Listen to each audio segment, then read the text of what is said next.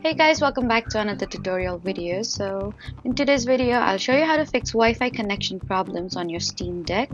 So first, open the Steam Deck's settings and check that Wi-Fi is enabled. Make sure you're connected to the correct network and that the password is entered correctly. If the connection keeps failing, disconnect from the network and reconnect again. You can also try restarting the Steam Deck and your Wi-Fi router as well. Next, check whether other devices can connect to the same network, and if other devices also have problems, then the issue may be with your router or internet service. Make sure your Steam Deck is running the latest available system updates. You can also try connecting to a different Wi-Fi network or a phone hotspot.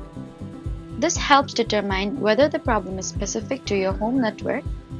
And if Wi-Fi works elsewhere, then restart your router and check its settings. So that was it for the video. Please do not forget to like, comment and subscribe for more helpful tutorials. Thank you for watching.